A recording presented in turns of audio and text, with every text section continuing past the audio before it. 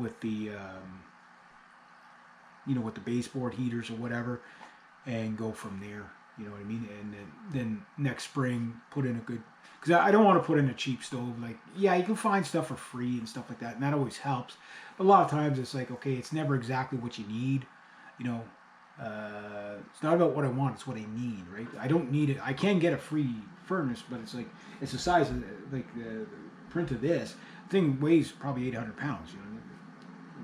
You know, I don't think it'd fall through the floor, but it's just you light it up, you burn the place down and get too hot, you know.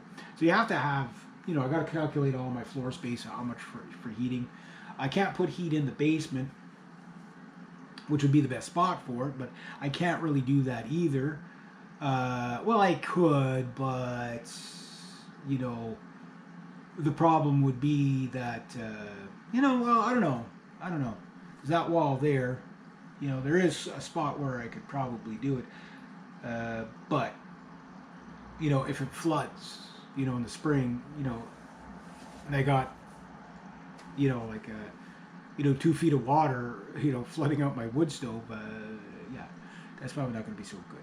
Yeah, probably not going to be so good. So probably best just to keep it up here, because I don't know what's going to happen in the spring. If I'm, you know, like I know water's going to leak into the basement. I just don't know to what level. Because I'm going to probably put weeping tile at the back of the house because there is none, and that might help to run things off. And then I'm also going to have to get eaves troughing, because when it rains, you probably got about 3,000 gallons of rain sitting, you know, running off each side of the roof, just sitting there creating a false water table around the house, and that's where a lot of your water leaks in.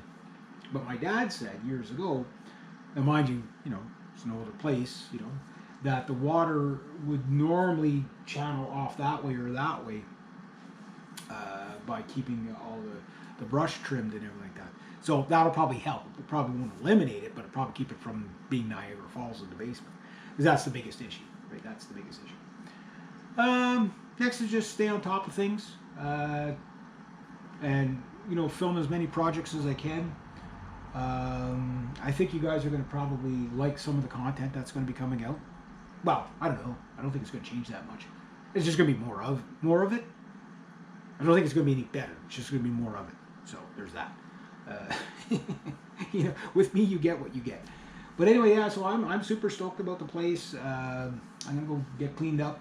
I've taken my showers down here just because there's 5 people in the house up there. Yeah, as far as my dad with 5 people in the house, you have to understand that when I grew up, there was myself, my sister, my brother, and my mom and dad, plus cats and dogs and whatever. So that house has always had at least 5 people. It's only since my mom passed away that you know, there was only 2 of us, just my dad and I, right? But 10 years ago, my brother and sister-in-law lived up there as well as myself. So there was 5 people up there then when my mom was still around. God rest her. So no, it's not like my dad seems to be enjoying it so far. But we'll see.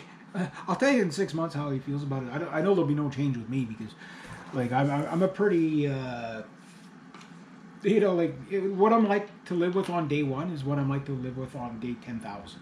You know, like I'm the same. I'm so consistent that it doesn't, like, you know what you get on day 1. Like there's no like nice period and behave, and then all of a sudden the true character comes out. No. I saw a good meme yesterday. Who you are, yeah. How you act when you play Monopoly is who you truly are. so yeah, I've been having fun with my nephew and stuff like that. It's like brought out the BB guns. He's been sitting there with BB guns off the porch there past couple of days or whatever. Yesterday, him and I went to the park, and it's like I didn't tell everybody was sleeping, taking a nap, I guess, because they were, you know, unpacking all day and whatever. And dad took a nap, and my brother and sister-in-law, they went and took a nap. And you hear everybody snoring, so I was like, everybody's bored, let's go do something. So my nephew was like, I didn't really do anything today. So okay, we'll go to the park. And then I said, we'll go real quick because we didn't tell him that we were leaving, right? And he's like, yeah, well, we shouldn't be too long because they're going to get worried and maybe they'll think I died or something. Kids are so funny. It's like, yeah, maybe they're going to think I'm dead. You know, it's like, we're just going to the park. I said, don't worry, I'll cover for you. blame it on me. Don't worry, I'll cover it for you. Oh yeah. So we went to the park, found a pair of sunglasses and a hat. So found some treasure. Today I found a freaking lighter in the digging up the garden. It's a stainless steel. I probably could actually get it going. It's all jammed up there, but I bet you I can get it going.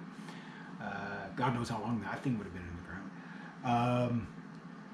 Anyway.